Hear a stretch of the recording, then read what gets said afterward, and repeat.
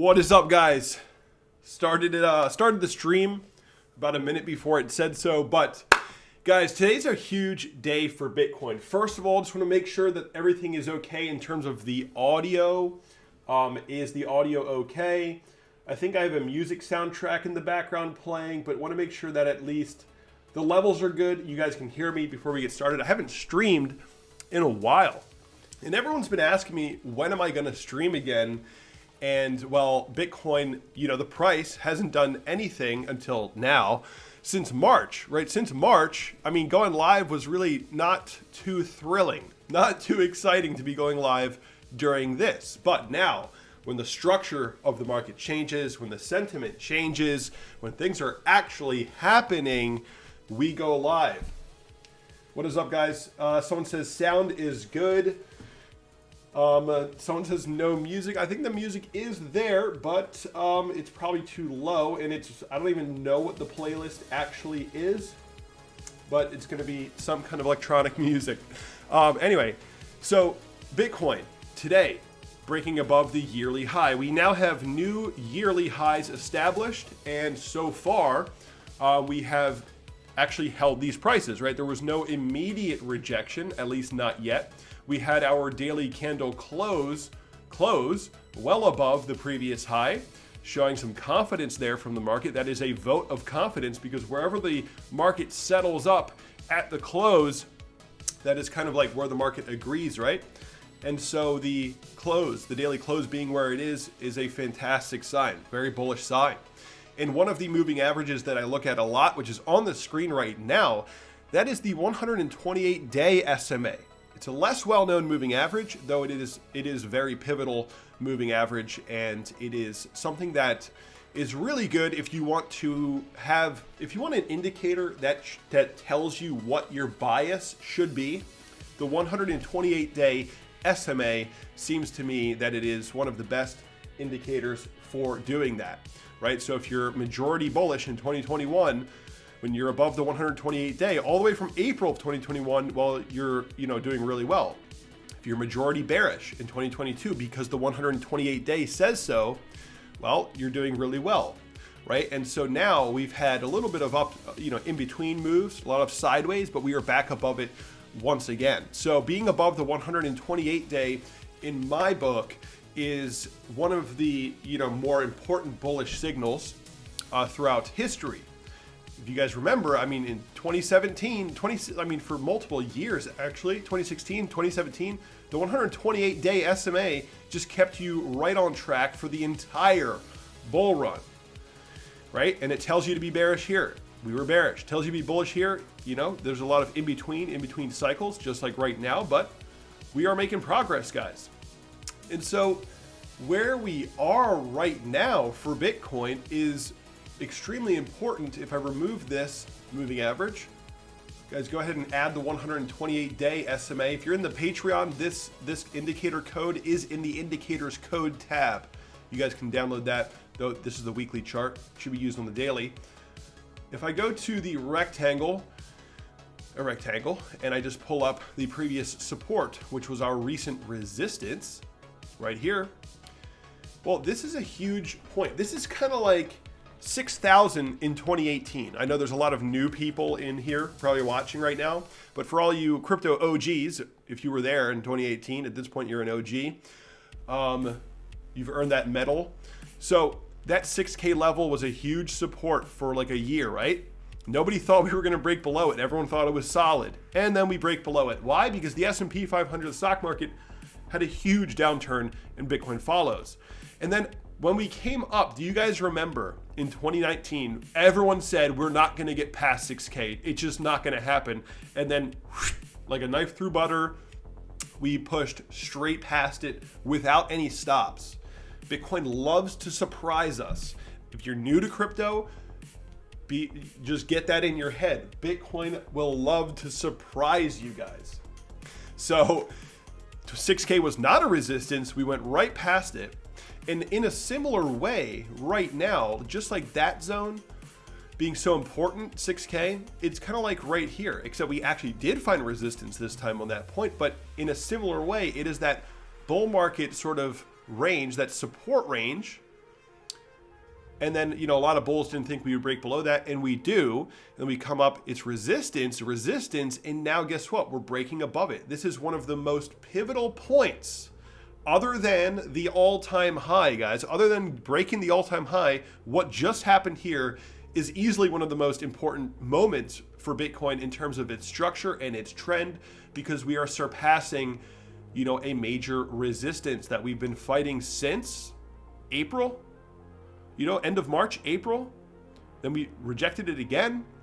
The BlackRock ETF news couldn't even get us above that point. And now Bitcoin is bouncing up, which is very, very interesting considering that the S&P 500 is on a downtrend. Occasionally, Bitcoin decouples. This has happened a few times before. It happened during the banking crisis when the banks were going down. Bitcoin bounces up and rips to the upside and sort of leads the stock market. It was bouncing way ahead of the stock market over here. And Bitcoin decoupled. And that can happen, and it is happening now. Because I think that, it was kind of funny, actually, if you guys remember the fake news. The fake news event from Cointelegraph, where Cointelegraph at least claims that an intern released something saying that the ETF, the iShares BlackRock ETF was approved. Well, that was fake news, didn't happen. But what happened as a result was actually really positive. And that is that after we pumped off the fake news, we didn't just dump once everyone realized it was fake news.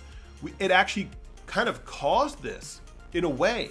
And the reason why is because once that news came out, the fake news that Bitcoin's ETF was approved, I think a lot of market participants took a step back and said, wait a minute, do I have enough Bitcoin? Wait, this is probably going to get approved for real at some point. Do I have enough? And the answer is no, they didn't. They didn't feel like they had enough because for quite some time, this market was not really grabbing anyone's attention. So everyone kind of like forgot. And then it was like, boom, fake news, Bitcoin ETF made people realize, wait, when this does get approved, I need more Bitcoin. And so then it just continued, right? We had that first initial pump from the fake news, and it just continued. So that fake news event was actually, very positive and sort of woke people up to realizing they didn't have enough exposure. And of course, shorts got liquidated because of the fake news. The fake news spiked the price, shorts begin getting liquidated, and then those liquidations continue, plus demand increases, and then, buying begets more buying, right? That happens a lot. And so then we just pushed right up to the high. And so that is kind of the story, at least that I see right now.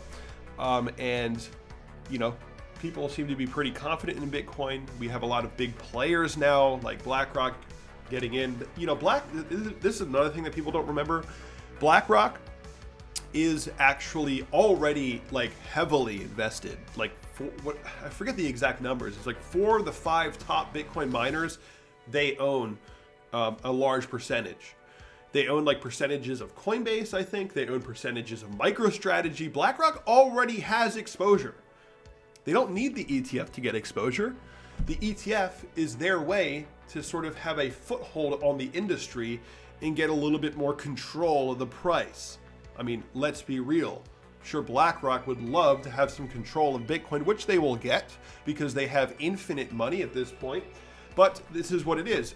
Once Bitcoin gets popular enough and gets big enough, that's just what's going to happen. Big players are going to get in, and there's going to be a big fight. But positive thing is the ETF is going to open up the floodgates for trillions of dollars to come into the crypto space. And Bitcoin is still well below the market cap of gold, and we know that Bitcoin has way more benefits than gold, and it's actually verifiably scarce, unlike gold. So Bitcoin is you can see it in the chart. I mean, the demand is here. It's continuing up. The Bitcoin's going up. Stock market's going down. That doesn't happen often. This is really good for Bitcoin, really positive. There's all these rumors about the ETF soon, but eventually it'll happen. So we will see. I mean, maybe the ETF launch could end up being if we pump up into the ETF launch for the next week or months or whatever, and then it launches, maybe it becomes a sell the news event. I think that's something no one has thought of yet. If the price of Bitcoin is going down and then the ETF is approved, that'll send it up. If the price of Bitcoin is mooning and then the ETF is approved, maybe it has a blow off top, but it could be a sell the news event, just like the the CME launch and all those things. It's just something to consider.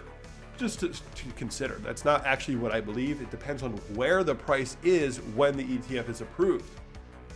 So we'll see. The market usually doesn't do what people expect, and it usually surprises people. Bitcoin always surprises people, and a lot of people did not think Bitcoin was going to be breaking into a yearly high while the stock market was smashing into new lows. So Bitcoin loves to surprise us. What's up, everybody? I have not seen the chat yet so far. Got a lot of familiar faces in here. What's up, guys? Smash that like button. I don't know how many likes we have yet, but you got to smash the like button if you've joined the stream. Doesn't take any energy. Just click that button. What's up? Just gonna see if we have any big questions. Crypto America says 40K by weekend. I mean, one thing to consider here, guys, is from the high to the low. For all you new viewers, we were just talking about how breaking above that previous support, breaking above that resistance today was a pivotal move. But from the high to the low, at least your first fib target is about 36.2. 36,200 is the first target in terms of your fibs, right? So it is possible that that wick high, you never know, maybe that wick was the local top, but Bitcoin hasn't seen much rejection, so we could push up to that fib level there.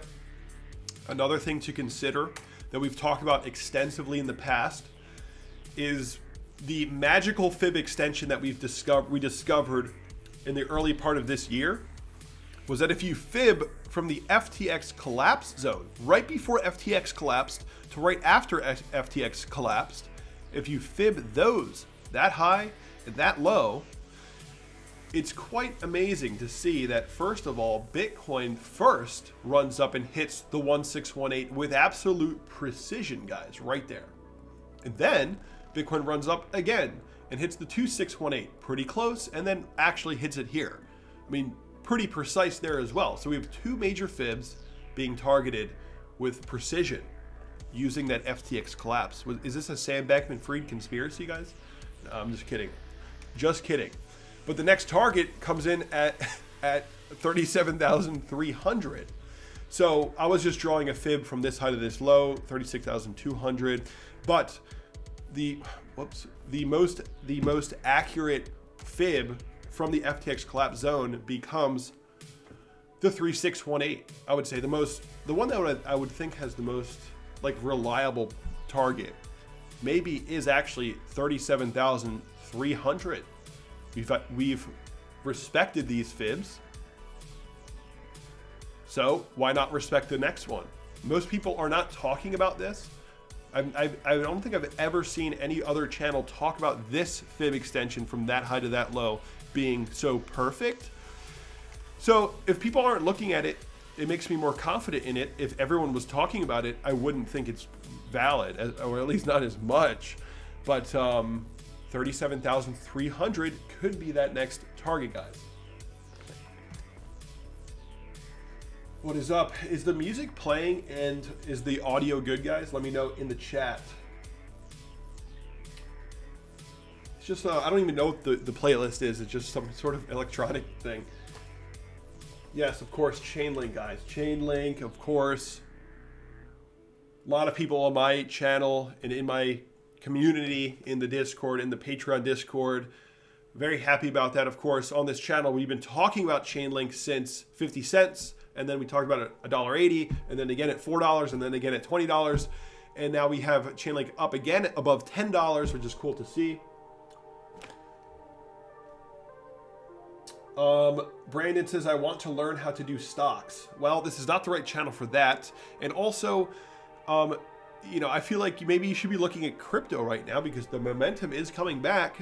Learn to do crypto.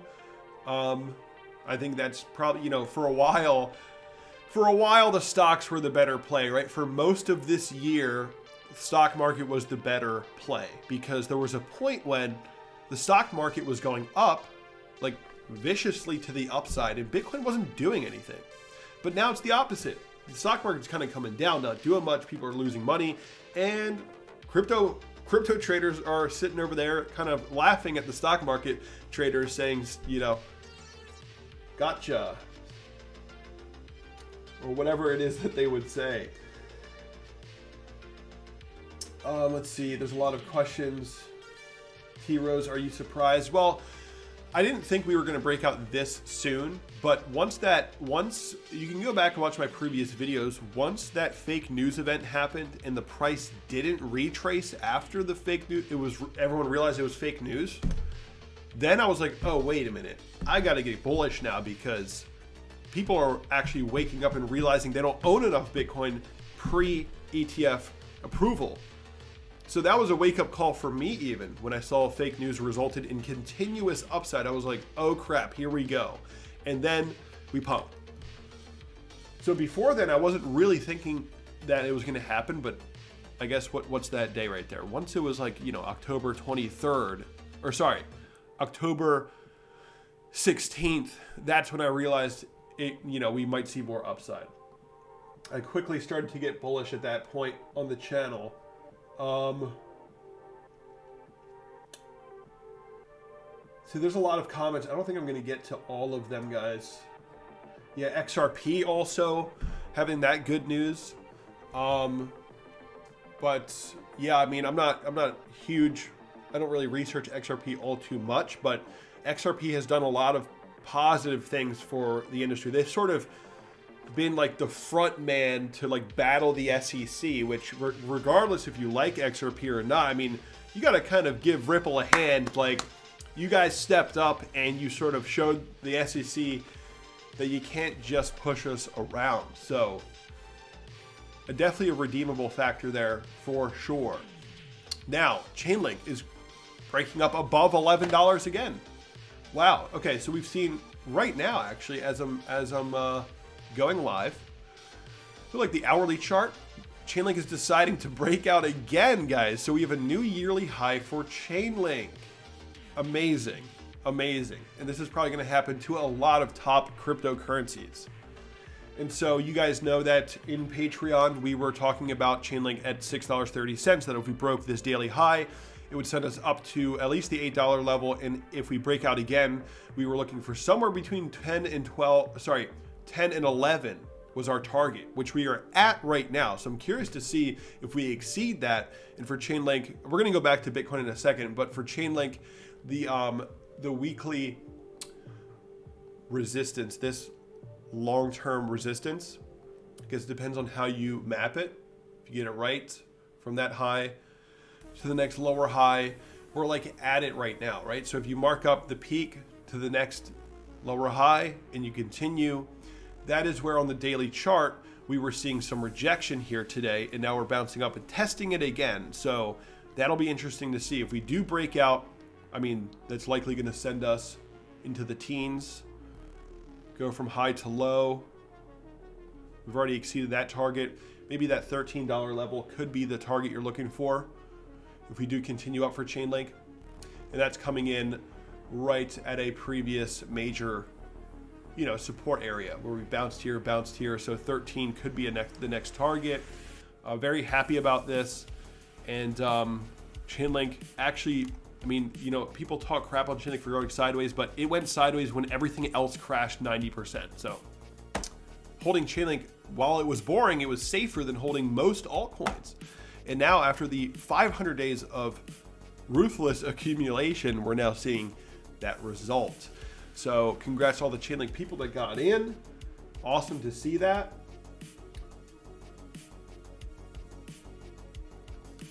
Just looking at chat real quick. Yeah, so Chainlink just wants to continue, I guess. We'll see. We will see. I mean, this is a very, I mean, this is like the outermost resistance line, guys. So it's a pretty big level, right? I wouldn't be surprised to see like a huge pump above it and then come back below it. Or in the best case, guys, in the best case for Chainlink, we hit that, you know, maybe around that 13, 14 zone and then retest it as new support, the macro resistance, and then build out from there.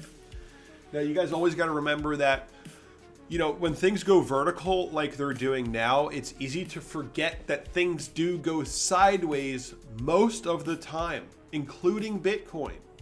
right? So you'll notice that when you look at like crypto Twitter or whatever, or just YouTube or whatever it is that you look at, everyone's got these crazy predictions, right?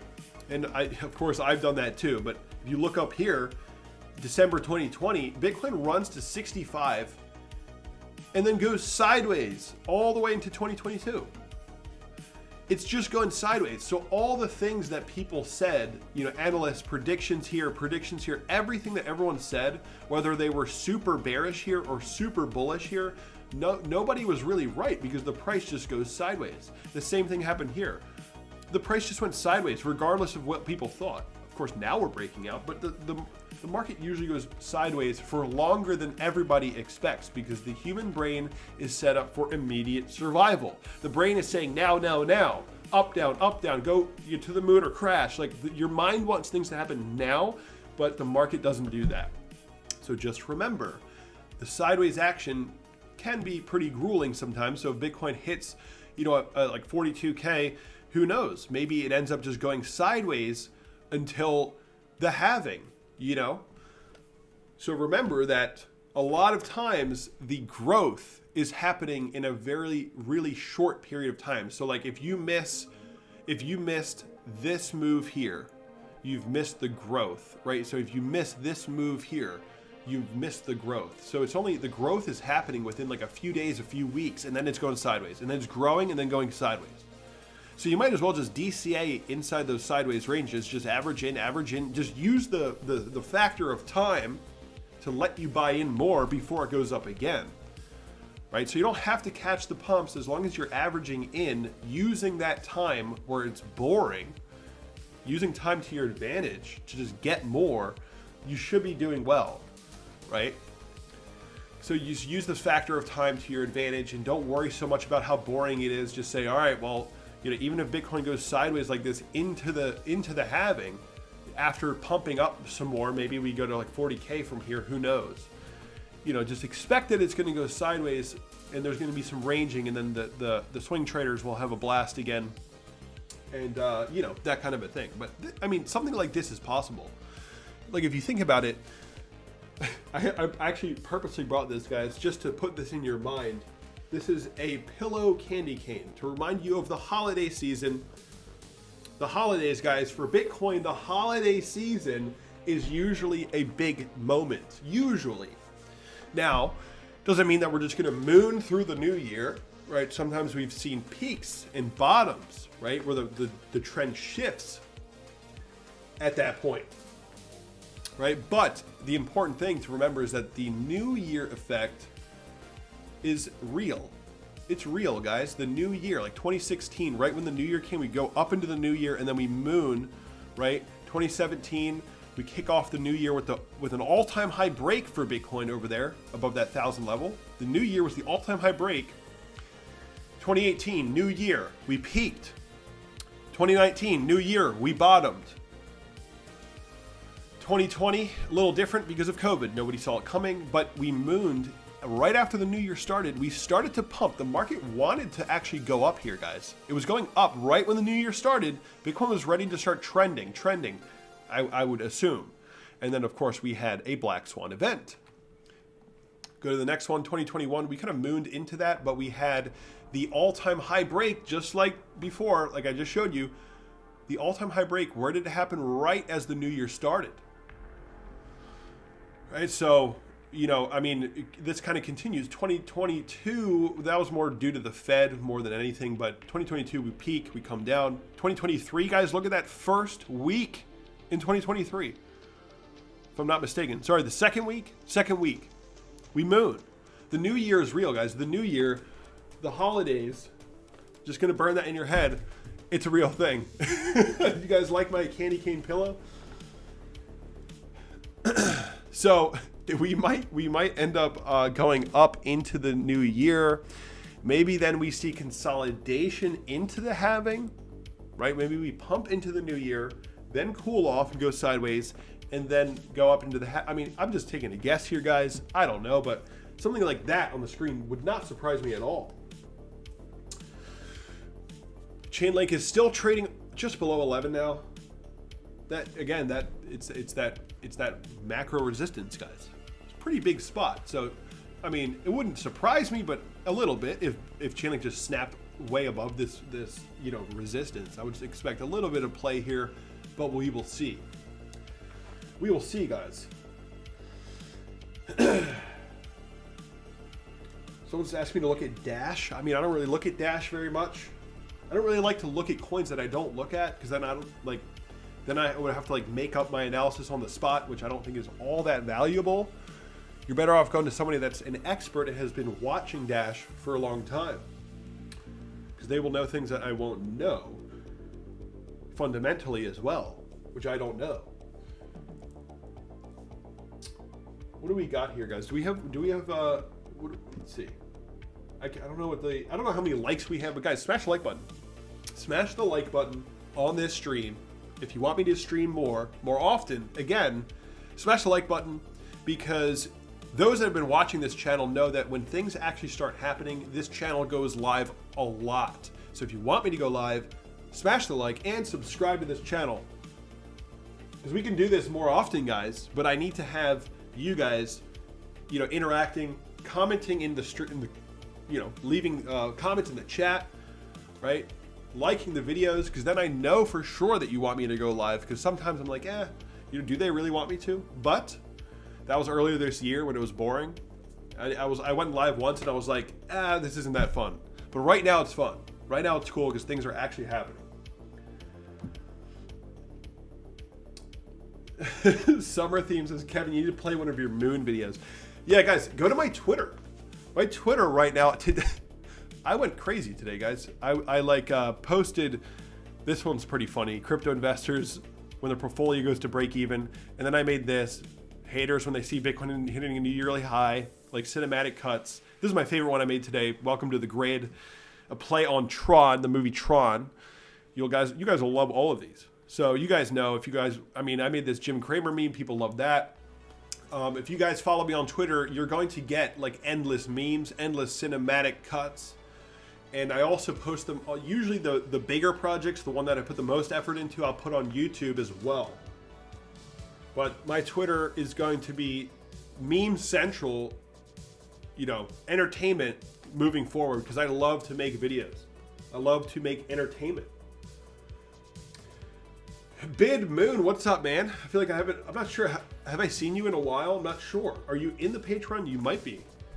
But I haven't seen that name, Bid Moon, but I remember who you are. You were here for like a long time. Bid Moon, what is up, dude? He's asking me about Ethereum. Oh my God, I got all my fibs on here. What was I doing here? Oh, I was looking at, this is interesting. Last time I was on the Bitstamp Ethereum chart, I was mapping out a potential all-time high in the most reasonable sense possible. So this will be fun for you guys that are watching that like Ethereum. Personally, I love Ethereum. A part of me likes, like the last bull run, I had just as much Ethereum than I had Bitcoin. It was like 50-50. And it actually worked out. I'm not suggesting that, because now we have a Bitcoin ETF. So Bitcoin might end up doing better than, Ethereum. I mean, I don't know. It's always safer to have more Bitcoin than Ethereum, but if you have a reason to, sometimes having Ethereum can give you a slight edge, but it's not that big of a difference to matter all too much. But Ethereum going from 1,700 to like 10K or 15K, whatever, would be pretty substantial. Now, what I did here to get a reasonable target, and I say reasonable because I'm not just pulling a number out of my butt and then just throwing it up here on the chart and saying we're going to go to 50,000, right? That's not what I'm saying. All I'm doing is I'm taking the Ethereum chart and I lined up resistance to resistance, and then I took the fib from high to low and said, okay, last time we hit the 3618. Take this high to this low. This time, if we hit the 3618, that is actually almost exactly 15,000. So now, of course, things take time. Things don't happen overnight.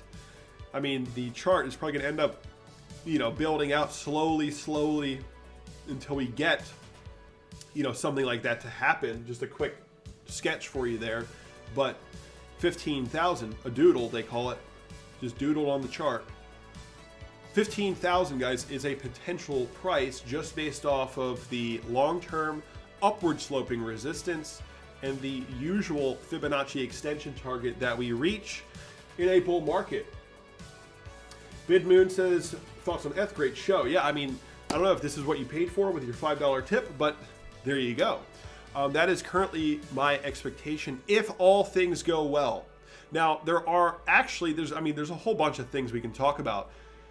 The way that things are, hold on, before I rant on this, let me just check the stream. We're all good. Sound is good. People are commenting.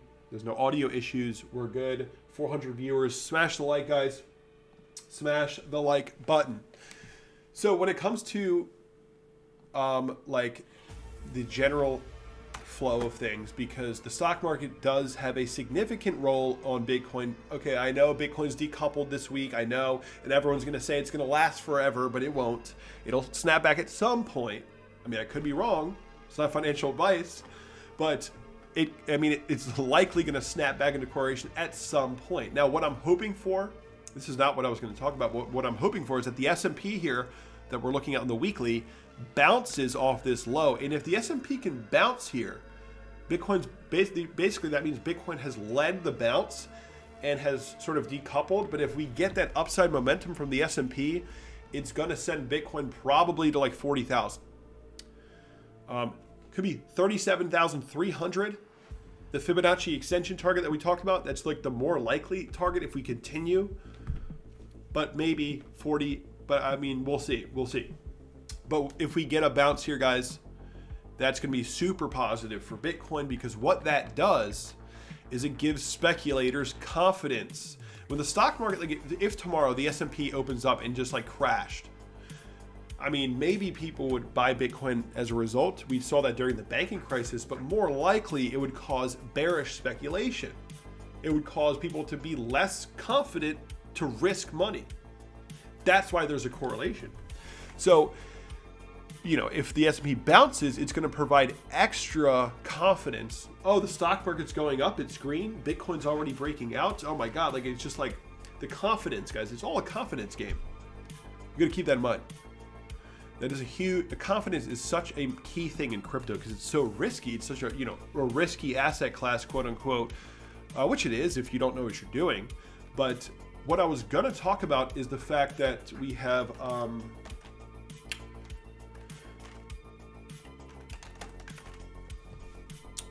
whoops, wait a minute. What am I doing? Federal funds rate is, doing some crazy stuff. This was the highest raise in rates in U.S. history, the highest velocity, the fastest increase in rates in history, right? Yeah, we've had higher interest rates before, but that vertical, it was like a vertical wall that nobody expected. And so this is something else to keep in mind, is that when the Fed is acting in a way that's not predictable, the markets have a harder time sustaining growth. When the Fed is acting in a way that's very predictable, the markets can go up even when interest rates are going up and all that kind of stuff. So if the Fed is basically being very transparent and very predictable, and everyone kind of knows what's going to happen, and the Fed does exactly what they think they're going to do, and we've seen that many times in the past, when that's happening, like such as 2017, right? Bitcoin and the stock market are going up. Look, interest rates are going up and the stock market's going up. Why? Because look how methodical that the interest rate increases. It's so just like everyone knew they were going to raise it. It's just like very predictable. That was not how that happened recently. The Fed first told us that inflation was transitory, and then it wasn't. And then they said the banking system is sound, and then it wasn't. And then it was like rates just flying up like nobody could believe. And so that's not predictable. Speculators are not comfortable speculating. So that is a factor that you got to consider, guys. You got to consider that if things are not predictable, it's going to be hard to see sustained growth. And last time that rates were going unpredictable like they are now was the 60s to the 80s, where the stock market, yes, hits new all-time highs, new all-time high, another new all-time high. But look, lower low, another lower low, and even lower low. I mean, that's some wild stuff right there. And so if you think about that, you know, are we going to see that now? Are we going to see stuff like that? Is it possible that because things are so unpredictable, the Fed is not being transparent and they're being unpredictable, are we going to see like, oh, the S&P hits a new all-time high against everyone's expectation and then hits a lower low and then hits a higher high and then a lower low? I mean, I don't know, maybe. And that will have an effect on Bitcoin. So the way that this cycle plays out, it could be the same as always, right? It could be this time is no different at all. But I'm assuming that it probably will be a little different based on the macroeconomic shift, the historic changes that are taking place, the fact that we saw globalization and now deglobalization, where the relations between nations are degrading, and now we have war, and it's like interest rates are flying. I don't know, guys, right? I mean, I'm not Warren Buffett or whoever, but I'm just telling you that there's going to be some twists and turns and curveballs. But what I'd like to see is that regardless of all this, the S&P is down this week, Bitcoin's up. So we see that there's a level of demand for Bitcoin that sort of doesn't care too much about, you know, the stock market being down. So, you know, the process of fully, I'm kind of going off now somewhere else, but the process of fully decoupling from the stock market is not something that happens overnight all at once. It doesn't happen that way. We decoupled this week, great. Maybe it continues for a couple more weeks. Then we snap back into correlation. The stock market bounces, we run up to like 40K or something, right? And then the stock market dumps, and then we dump with it, and then it pumps and we pump with it. And then the halving happens, and then we decouple again. Now, a full decoupling is something that takes like years, 5, 10 years. Then in 5 to 10 years, you'll be able to look back and say, ah, there was the process of Bitcoin becoming an uncorrelated asset, but it is not there yet. It could come at some point. It's not there yet, guys. So you got to keep looking at the stock market for sure. I don't know, I just went off on a tangent there that I don't know if anyone wanted to hear, but I think it's very interesting. And the Bitcoin stock market correlation is something that I study like every week. I'm looking at it all the time, and I feel like I've gotten a really good sense of the correlation. This dump we predicted on the channel because we said if the stock market dumps, it's going to give us a break check and Bitcoin will break the uptrend line. And that is literally exactly what happened. Now we're in a point where we had the fake news kick off demand for the upcoming ETF approval that has given us a bit of a decoupling. I mean, it's so complex, there's no easy answer. If someone tells you there's a simple answer, they're just cheating you. They're just, you know, whatever. It's very complex. What's up, guys? Robert says, Kevin, we want you to go live all the time. And guys, if that is the case, smash the like button and subscribe to this channel so I know that you want me to go live. I gotta know it. I gotta see the results, guys. Smash that like button. We got another tip here from Derek. Will a spot ETF negate the 4-year cycle theory? Well, I mean, basically so a lot of times the way that what I try to do is ignore what everyone says. Like, even so, you guys know that I've worked in film and music, right? And this is kind of a weird way to explain it, but I try to like ignore how people do things and then just try to do it uniquely myself, because I think that's how you get the most authentic results. And so when it comes to the cycles and what all these people say, I kind of just don't even look at it, and I try to figure out like what makes sense to me. And the only thing that makes sense is just following the halving cycle. It's just the halving. So so the ETF and, you know, the like Wall Street, the debut on Wall Street with the ETF, and then Bitcoin miners and the Bitcoin halving. I mean, that's really where the cycles are going to be based on. Like, I mean, that's just how I see it. So all I'm looking at is the halving and the next halving, and how Bitcoin is behaving between the halvings, and what is the usual trends, and then you can kind of break it down from there. So I'm just looking at the halving cycle, purely halving cycle. I don't really care too much about because every time somebody has this new theory about how Bitcoin behaves, it just breaks. It just breaks. And the only thing that continues is the halving. So for me, it's just halving cycle. That's it. Halving cycle. Stumbledore, $2 coming in with a 2. What's up, Stumbledore? He says noob. He just said noobs. Noobs? I'm not exactly sure how to relay your message to the stream, but I appreciate the tip. So Derek, will spot ETF negate the 4-year cycle theory? I think that Bitcoin's just going to continue to follow the halving cycle in some sort of fashion. Won't be exactly the same all the time, but the halvings are going to drive the cycles most likely. And of course, there's going to be stock market influence as always. Bitcoin's never had a bull market when the stock market wasn't going up. Bitcoin's never had a bear market. Well, actually it did after Mt. Gox, but other than that, Bitcoin's never had a bear market where the stock market wasn't doing somewhat poorly or at least unstable, right? Because when the stock market's unstable, even if it's going to do all-time highs, but it's just going like this, zigzagging, that gives speculators for Bitcoin less confidence, and the trend usually starts to pick up to the downside when nobody really understands what the stock market's doing. And I know we're getting into a lot of detail here, but I can show you. For example here, when did the Bitcoin bear market begin in 2018? It began when the S&P had a top and then rips down and becomes unstable. Bitcoin broke 6,000. Bitcoin basically held 6K until when? Until the S&P drove it down. Right, so you can just pull, I've like memorized this at this point, so now I can just pull it up, show you. There. Bitcoin peaks with the stock market goes to a new all-time high, but it's still uncertainty, and Bitcoin breaks 6K when the stock market snaps down. So the correlation is not like exact, but it all plays a role. So if the stock market is really like unstable, it may be difficult to maintain an upward trend. So we'll see. It may be just, a little slower. I mean, there's so many factors. Of course, that's why you subscribe to the channel, because I can't explain it all in one moment, and I also don't know the future. So you got to subscribe to get all the updates so that you can hear me explain these concepts in future videos. But this stream, I think, was a good prep for me to sort of throw out a bunch of ideas that I usually cover on my channel.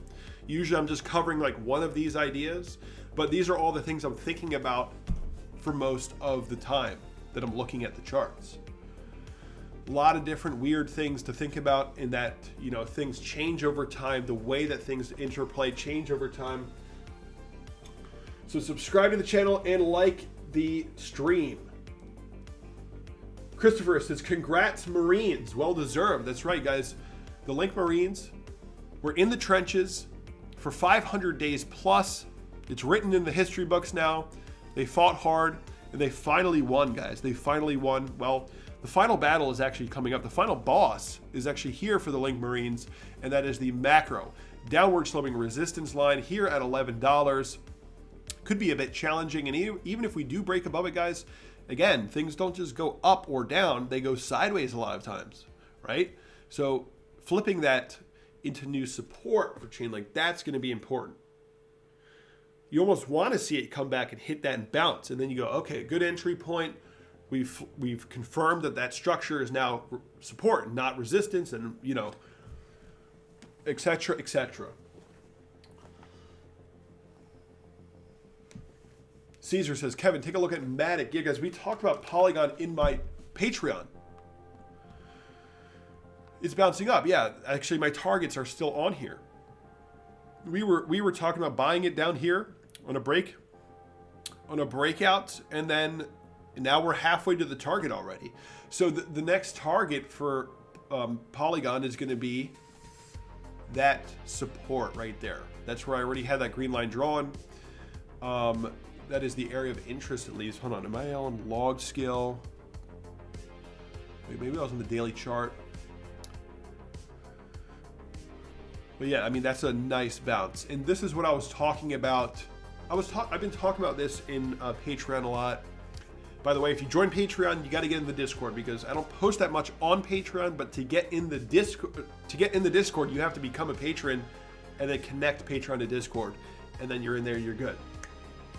I was talking about Chainlink, obviously, Polygon, Avalanche, a lot of these coins, these solid projects being at low levels, like way underpriced, and Polygon mathematic, went down all year as Bitcoin went up. But it also went up in 2022 when Bitcoin went down.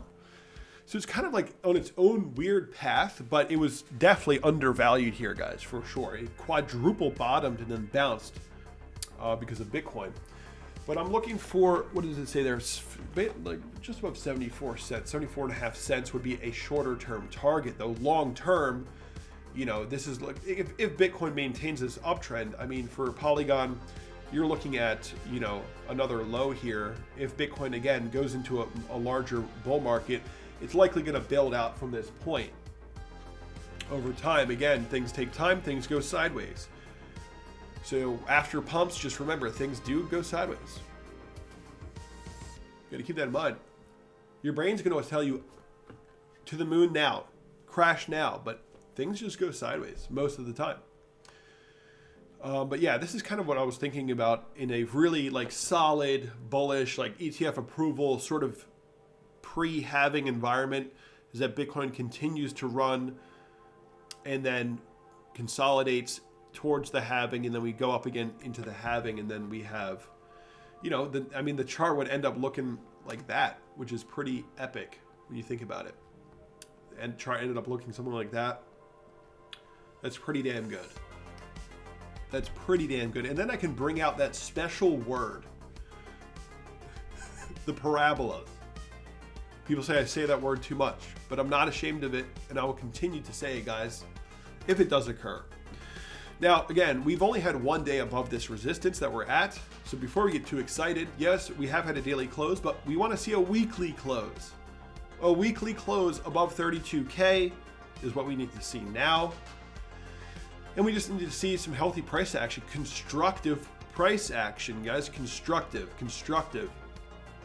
Previous resistance, new support, higher lows, higher highs, constructive. You don't want it to be destructive. Destructive would mean break back below the high, hit another low. At that point, it's looking pretty bad, right? So we got to see more confirmations, weekly candle closes, and then we'll be off, guys. We'll be good.